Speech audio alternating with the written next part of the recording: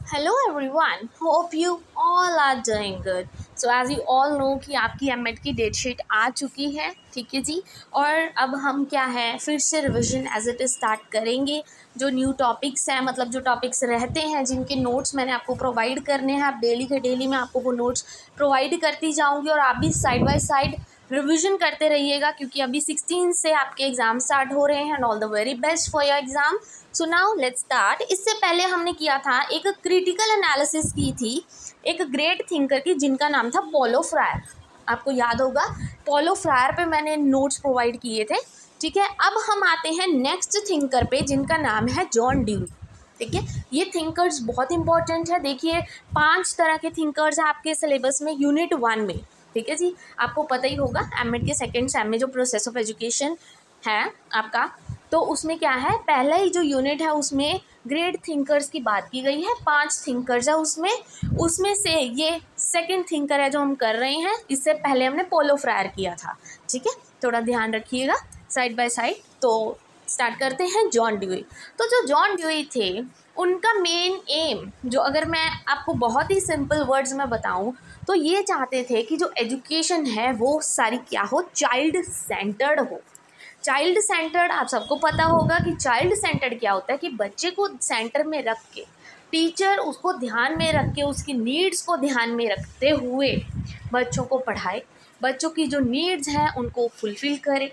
Teacher as a facilitator काम करे उस बच्चे के लिए और उस बच्चे को टाइम टू टाइम गाइड करता रहे। ये जॉन ड्यूई के थॉट्स थे, ठीक है जी। जॉन ड्यूई का ज़्यादा फोकस इस चीज़ पे था कि बच्चा खुद उस चीज़ को एक्सपीरियंस करे। मतलब इन्होंने एक्सपीरियंशियल लर्निंग पे काम किया है, लर्निंग बाय डूइंग, कि अगर बच्चा किसी चीज़ को खुद करता है, ठीक है जी, उनके अकॉर्डिंग अगर बच्चा खुद कोई काम करता है तो उसके माइंड में वो ज़्यादा टाइम तक रिटेन रहता है। इस चीज़ पर जॉन ड्यूई ने काम किया था, एक्सपीरियंशियल लर्निंग पर और चाइल्ड सेंटर्ड एजुकेशन पर। तो अब स्टार्ट करते हैं। जॉन ड्यूई थे वो क्या थे, अमेरिकन फिलोसोफर थे, साइकोलॉजिस्ट थे और एजुकेशनल रिफॉर्मर थे, ठीक है। जो मेन चीज़ें याद रखने के लिए यही है कि वो फिलोसोफर थे और साइकोलॉजिस्ट थे। Then he was known for his writings और एजुकेशन। वो एजुकेशन पर अपनी राइटिंग्स करते थे, फिलोसोफर थे, वही आइडियलिज्म के बारे में लिखते थे और बहुत सारी जो चीज़ें होती हैं एजुकेशन से रिलेटेड, वो फिलोसोफर थे ना, इस वजह से वो राइटिंग भी करते थे। एजुकेशन से रिलेटेड कोई भी चीज़ होती थी तो ही वॉज बॉर्न ऑन 28 अक्टूबर। ये छोटी छोटी चीज़ें आप इंट्रोडक्शन में ऐड कर सकते हैं वहाँ पे। नाउ कम्स द मेन जो था वो है एक्सपीरियंशियल एजुकेशन, जिस पे जॉन ड्यूई ने काम किया। एक्सपीरियंशियल आपको सबको मैं अभी पढ़ा के हटी हूँ, अभी मैंने समझाया भी था शॉर्ट वर्ड्स में कि एक्सपीरियंशियल लर्निंग होता है कि जब बच्चा खुद अपने हाथों से या उस चीज़ को ऑब्जर्व करके कुछ पढ़ता है ना, तो ज़्यादा टाइम तक उसके माइंड में रहता है, ठीक है। Dewey focus is concept of instrumental in education और लर्निंग बाय डूइंग और हैंड्स ऑन लर्निंग, ठीक है। लर्निंग बाय डूइंग, खुद करके पर्सन है या कोई स्टूडेंट है, कोई भी है, वो ज़्यादा जल्दी सीखता है। Which means to learn not only by theory but also by practice, कि थ्योरी से ही नहीं सीखना, हमने सिर्फ बुक्स पढ़ के उस कॉन्सेप्ट को नहीं हमने सीखना, हमने क्या करना है, खुद उसको एक्सपीरियंस करना है, क्या वो चीज़ सच है। फॉर जैसे सिंपल छोटे बच्चे होते हैं 4th क्लास के 3rd क्लास के, हम उनको रेनबो के बारे में बता रहे हैं कि रेनबो के 7 कलर्स हैं, बट ये तो हमने सिर्फ थ्योरी में पढ़ा है कि ये उनके 7 कलर्स है, VIBGYOR VIBGYOR as you all know. तो उसके बारे में हमने थ्योरी पढ़ा थी, ठीक है। बच्चों ने कहा 7 कलर्स होते हैं, बट क्या हमने उनको रेनबो दिखाया, क्या हमने उनको वो 7 कलर्स दिखाए? अगर वो उस चीज़ को देखेंगे तो उनके दिमाग में वो चीज़ ज़्यादा अच्छे से सेट होगी। ये दो सिंपल सी एग्जांपल मैंने आपको दी थी जस्ट फॉर अंडरस्टैंडिंग, ठीक है जी।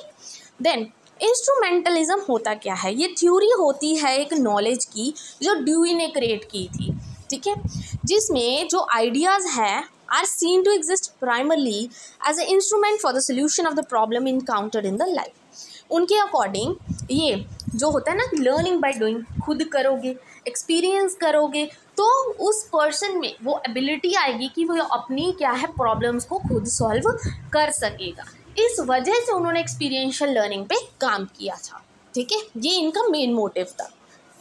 Now comes he was one of the greatest thinker of 20th century. 20th century के सबसे ग्रेटेस्ट थिंकर थे ये, ठीक है। मेन लाइनें जो हैं वो आपको लिखनी ही पड़ेंगी, आपको सबको पता है, इससे आप बेटर मार्क्स आ जाएंगे। नाउ कम्स जो मेन चीज़ है जो आपने लिख के ही आनी है, पेपर में छोड़ना नहीं है। Main aims of education advocated by the Dewey. Dewey के मेन एम्स क्या थे? ड्यूई 4 एम्स पे ही काम करते थे, ठीक है। पहली चीज़ सोशल एफिशिएंसी, ठीक है, ताकि जो बच्चा है वो सेल्फ एफिशिएंट बने, खुद अपना काम करे, किसी पर डिपेंडेंट ना रहे, ठीक है। Second, education is life. जो ड्यूई कहते थे कि एजुकेशन क्या है? लाइफ है, ठीक है। जो प्रेजेंट है वही एजुकेशन है। एजुकेशन क्या है? एजुकेशन वो नहीं है कि जो हमें फ्यूचर के लिए प्रिपेयर करती है, बल्कि एजुकेशन तो वो है जो अब है, इस टाइम है, लाइफ है, उसको बोलते हैं education. Education is life itself. मतलब कहीं भी नेचर में आप चले जाओ, आपको हर जगह एजुकेशन दिखेगी। आप उसको ऑब्जर्व तो करके देखो एक बार, ठीक है। तो देखो, पढ़ने वाला तो आप पढ़ ही लोगे, ये नोट्स सामने आपको दिए गए हैं, बट समझोगे अगर आप उस चीज़ को तो वो ज़्यादा अच्छे से समझ आएगा आपको, ठीक है। Education is life. वही ड्यूई ने कहा कि education is not preparation for life, it is life itself. ये खुद ब खुद ही क्या है? एक लाइफ है। जो चाइल्ड है वो प्रेजेंट में रहता है। He is observe to expect him to do the things for the future preparation. कि जो एजुकेशन है क्या करती है? हमें फ्यूचर के लिए प्रिपेयर करती है, बट एजुकेशन खुद क्या है? एक लाइफ ही है, ठीक है।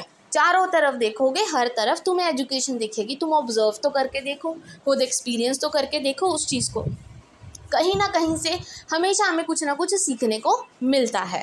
Then come education is experience. कि ड्यूई ने कहा कि जो Dewey advocated education by of for experience, कि हम एजुकेट क्यों करते हैं बच्चों को, एजुकेशन क्यों ज़रूरी है? To learn by experience, of experience and for experience. Experience के लिए, ठीक है, एजुकेशन ज़रूरी है। Every new experience is education. कुछ भी, जैसे कि मैंने आज कुछ नई चीज़ सीखी, तो वो क्या है? एजुकेशन ही तो हो गई, ठीक है। जब भी हम कोई नई चीज़ सीखते हैं वो एजुकेशन ही तो हुई। कोई बच्चा है बहुत शरारती था, उसने गुड मैनर्स सीख लिए, उसके लिए तो वो भी एजुकेशन है, वो भी मॉरल वैल्यूज़ में आ जाती हैं, ठीक है। तो हर एक चीज़ जो हम अपने एक्सपीरियंस से डेली लाइफ में सीखते हैं वो खुद ब खुद ही एजुकेशन का हिस्सा बन जाती है, ठीक है। And old experience is replace by the new experience. हम कुछ नई चीज़ सीखते हैं पुरानी चीज़ से। This struggle for existence is a continuous process. और ये तो क्या है? कॉन्टिन्यूस प्रोसेस है। कहते हैं ना हम कि लर्निंग एक कॉन्टिन्यूस प्रोसेस है, इंसान कहीं ना कहीं से लर्न करता ही रहता है, ठीक है। वैसे ही एजुकेशन है। देन उन्होंने क्या बोला? Education should combine theory and practice. उन्होंने बोला सिर्फ थ्योरी ही नहीं, सिर्फ बुक्स ही नहीं, बट प्रैक्टिस क्यों ना उसके साथ कंबाइन की जाए। क्यों ना बच्चे प्रैक्टिकल करके देखें उस चीज़ को। प्रैक्टिकल करोगे माइंड में ज़्यादा देर तक रहेगा। जैसे हम केमिस्ट्री लैब्स में जाते हैं, कई बार ऐसे हम बुक्स में पढ़ते हैं कि इस केमिकल में इस केमिकल को डालो, चलो जी हमारे पास ये कलर आ गया, ये मिल गया। क्या वो हो जाता है? नहीं। हम कितनी देर तक याद करते हैं? सिर्फ जब तक पेपर होते हैं, उसके बाद ख़त्म। बट अगर हम उस चीज़ को प्रैक्टिकल करके देखेंगे तो हमारे माइंड में वो ज़्यादा देर तक रहेगा। ये मेरे खुद का पर्सनल एक्सपीरियंस है। Now comes the next, according to John Dewey. तो देखो आप सबको मैंने बहुत स्टार्टिंग से, चाहे वो बीएड थी, एमएड थी, ये चीज़ मैंने बहुत स्टार्टिंग से आपको बोली है कि जब भी किसी राइटर की कोई राइटिंग होती है ना, कि उसने कुछ बोला इस चीज़ को लेके, तो उसको पक्का पेपर में लिख के आना है, हाईलाइट करके, वो छोड़ना नहीं है, क्योंकि इससे ही आपके बहुत अच्छे नंबर आते हैं, ठीक है जी। तो अकॉर्डिंग टू जॉन ड्यूई ने बोला क्या? उन्होंने कहा education is not preparation for life, education is life itself, ठीक है। ये चीज़ समझा दी थी कि एजुकेशन क्या है? लाइफ के लिए प्रिपरेशन नहीं है, एजुकेशन खुद ब खुद एक लाइफ है। लाइफ से हम कुछ ना कुछ सीखते हैं, वो क्या होती है? Education. Education therefore it is a process of living and not a preparation for future living. Education इसलिए नहीं है कि हम जाके फ्यूचर में कुछ करेंगे, फ्यूचर में जिएंगे, ऐसा नहीं होता, ठीक है। इट इज़ लाइफ इटसेल्फ, जो हम इस प्रेजेंट मोमेंट में जी रहे हैं, बिकॉज नो वन नोस, ठीक है। फ्यूचर में क्या हो, चाहे तुम कितने भी एजुकेटेड हो, कुछ भी हो, you never know when is your last day. जो प्रैक्टिकल सी चीज़ मैं बता रही हूँ, राइट। तो जो है अब है, उसको जियो, वो एजुकेशन है अकॉर्डिंग टू जॉन ड्यूई, ठीक है जी। देन उनके अकॉर्डिंग करिकुलम का क्या रोल होता है? जॉन ड्यूई के अकॉर्डिंग करिकुलम कैसा होना चाहिए? पहला, His curricular theory was based on psychological, social, philosophical perspectives. उन्होंने बोला कि जो child has an organism and this organism to searching for stimuli in order to grow, कि इसको क्या है, proper training देने की ज़रूरत है, proper उसको observe करने की ज़रूरत है, proper experience देने की ज़रूरत है, इसलिए curriculum में कुछ ऐसी activities हमें include करनी चाहिए, ठीक है. Then he was a pragmatist, वो pragmatist थे और वे believe करते थे experimental hands on learning for children, और कहते थे कि जब तक बच्चा खुद एक्सपेरिमेंट नहीं करेगा खुद सीखेगा नहीं वो, ठीक है. देन फिर ड्यूई ने क्या बोला, Dewey advocated for an education structure that make a balance between child and curriculum, कि जो बच्चा है और करिकुलम के बीच में बैलेंस होना चाहिए. दैट इज, उनके कहने का मतलब, to delivering the knowledge while also taking into account the interest and experience of the students, कि मैं एज अ टीचर लेक्चर तो दे रही हूँ, इट्स ओके, ठीक है, ये मेरा काम है, बट जो बच्चा है उनके इंटरेस्ट को तो भी ध्यान में रखूँगी मैं, कि क्या बच्चा उस चीज़ में इंटरेस्टेड है, अगर नहीं है तो मैं उसका इंटरेस्ट क्रिएट करने की कोशिश करूँगी एज अ टीचर. यही एक टीचर का काम है और यही करिकुलम में इंक्लूड होना चाहिए, ठीक है जी. नेक्स्ट, और जॉन ड्यूई ने क्या बोला, he also rejected curriculum centred view rather than student centred. उन्होंने कहा कि करिकुलम सेंटर्ड नहीं होना चाहिए, कि सिर्फ जो पेज पे छाप दिया कि हाँ यही करिकुलम है, बस इसके अकॉर्डिंग ही चलते रहना, तो ये गलत बात है. एजुकेशन हमेशा चाइल्ड सेंटर्ड होनी चाहिए, बच्चे को ध्यान में रख के, ना कि करिकुलम को ध्यान में रख के कि हाँ ये चैप्टर है तो यही आएगा बस, और कुछ होगा ही नहीं, कोई एक्टिविटी नहीं होगी, कुछ नहीं होगा, साल में एक बार कोई फंक्शन रख दिया जाएगा, ऐसा नहीं होता, ठीक है जी. चाइल्ड सेंटर्ड होनी चाहिए, बच्चे को ध्यान में रखना है, तभी कोई फ़ायदा होगा. He was in favor of integrated active curriculum instead of divided into subject matter segments. वो कहते थे कि बच्चे को एक्सपीरियंस करवाना चाहिए, ये सब्जेक्ट मैटर्स है, ये सब्जेक्ट तो बच्चा पढ़ता ही रहता है, क्यों ना उसको एक्सपीरियंस करवाया जाए. मतलब उनकी घूम फिर के एक ही बात है कि एजुकेशन है जो क्या होनी चाहिए, हमेशा चाइल्ड सेंटर्ड, बच्चे को ध्यान में रख के होनी चाहिए, ठीक है. कोई भी आप लाइन यहाँ पे देख लो, चाहे नोट्स में एक ही चीज़ बोल रही है बार बार. Should be flexible as per interest of the child, curriculum flexible होना चाहिए, बच्चे के अकॉर्डिंग चेंज होना चाहिए टाइम टू टाइम अगर ज़रूरत हो. Curriculum should reflect social life, social activities and issues, की जो आपका करिकुलम है उसमें सोशल लाइफ एक्टिविटीज़ भी थोड़ी बहुत होनी चाहिए, क्यों ना कुछ सोशल प्रॉब्लम्स भी डाली जाएँ ताकि बच्चे को प्रॉब्लम सॉल्विंग एबिलिटीज़ आए, ठीक है. तो करिकुलम ऐसा होना चाहिए कि बच्चे के ऑलराउंड डेवलपमेंट में काम करे. नाउ कम टीचर्स रोल, कि टीचर का क्या रोल है इसमें, ठीक है. तो क्या कहते थे, teachers role means according to John Dewey, उन्होंने बोला कि टीचर कैसा होना चाहिए. ये भी मैंने आपको स्टार्टिंग में वैसे तो समझा दिया था कि उनके अकॉर्डिंग जो टीचर है वो एक फैसिलिटेटर, एक गाइड होना चाहिए, और जो बच्चे को सही दिशा बताए, ठीक है, कि कौन सी सही दिशा है, उनको क्या करना चाहिए लाइफ में, कौन कौन सी अपॉर्चुनिटीज़ उनके पास हैं, उनको कैसे उसका बेनिफिट लेना चाहिए, ऐसे बच्चे को इंडिपेंडेंट बनाए, चीज़ें डिस्कवर करने में हेल्प करे. ये काम होता है एक टीचर का. सिर्फ बुक्स के साथ रिलेटेड थ्योरी ही नहीं, बल्कि बाहर की लाइफ से भी रिलेट करवा के एक टीचर को सिखाना चाहिए, ठीक है. Then second is the teacher should notice and observe the interest of the students, ठीक है, कि जो एक टीचर है वो गुड ऑब्जर्वर होनी चाहिए, वो अच्छे से अपने हर एक बच्चे को ऑब्जर्व करे कि कहाँ बच्चे का इंटरेस्ट है, उसको उसके अकॉर्डिंग पढ़ाए, ठीक है. And observe the direction they naturally take and then help them to develop problem solving skills, कि जहाँ पे उनको लगे कि हाँ कोई एक्टिविटी थोड़ी मुश्किल सी है, टफ सी है, कि क्यों ना ये दी जाए बच्चे को ताकि उसमें प्रॉब्लम सॉल्विंग स्किल्स आएँ, ठीक है जी. इन्वायरमेंट होना चाहिए जो लर्नर का और पास्ट नॉलेज है उसको ध्यान में रखना चाहिए टीचिंग लर्निंग प्रोसेस में, ठीक है.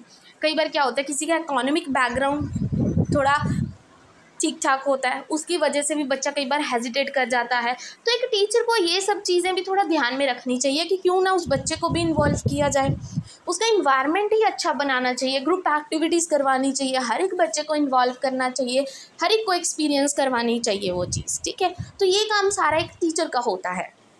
Then he was in favour of interdisciplinary approach of learning, जिसमें मल्टीपल सब्जेक्ट्स हो और डिफरेंट पॉइंट्स ऑफ व्यूज़ हो, ठीक है जी. मतलब हर तरह की अप्रोच एक टीचर को यूज़ करनी चाहिए एक बच्चे को सही बनाने के लिए, फुलफिल मतलब ऑल राउंड डेवलपमेंट के लिए. Methods of teaching, John due के अकॉर्डिंग कौन कौन से मेथड्स होने चाहिए बच्चे को पढ़ाने की. स्टूडेंट सेंटर्ड, बच्चे को ध्यान में रखते हुए प्रोजेक्ट मेथड करवाइए, बच्चा इन्वॉल्व होगा एक दूसरे के साथ। देन प्रॉब्लम सॉल्विंग स्किल्स कुछ उनको प्रॉब्लम सॉल्विंग के लिए दीजिए। लर्निंग बाय डूइंग, खुद के एक्सपीरियंस से वो सीखे, कुछ ऐसे मेथड्स यूज़ करो। ग्रुप वर्क, बच्चों को एक साथ कोऑपरेटिव वर्क करवाओ। डेमोन्स्ट्रेशंस, ठीक है, एक्सपेरिमेंट्स करवाओ, बच्चे का इंटरेस्ट ध्यान में रखो। प्लेवे टेक्निक्स यूज़ करो, डायरेक्ट एक्सपीरियंस मेथड या कोई एक्टिविटी करवाते रहो बच्चे को, ठीक है जी। अब लास्ट में आते हैं लिमिटेशन। देखिए जी, लिमिटेशन क्या थी, जो जॉन ड्यूई ने चाइल्ड सेंटर्ड तो बता दिया कि एजुकेशन चाइल्ड सेंटर्ड होनी चाहिए, but as you all know advantages के साथ डिसएडवांटेजेस तो फ्री में आते हैं।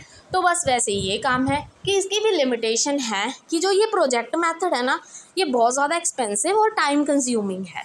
ये तो सही है, प्रोजेक्ट बनाओगे, सभी बच्चे इकट्ठे होकर, देखो कोऑपरेट तो वो करेंगे, बट उसके साथ जो एक्सपेंसेस आएंगे वो भी तो मुश्किल बात है ना फिर। और टाइम कंज्यूमिंग, टाइम तो लेगा ही एक प्रोजेक्ट बनाने में, हम सबको पता ही होगा, ठीक है। Then as a teacher function is all expensive, difficult to get such type of talented teachers.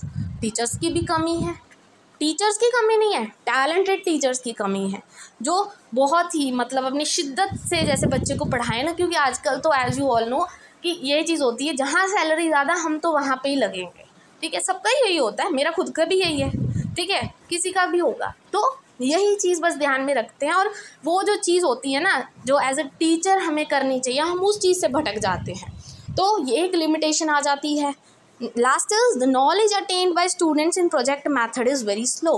Project method में धीरे धीरे वो एक एक उठाएगा पीस, तो जाके प्रोजेक्ट बनेगा, फिर जाके उसको नॉलेज होगी कहीं ना कहीं, मतलब ये बहुत ज़्यादा स्लो प्रोसेस है, ठीक है जी।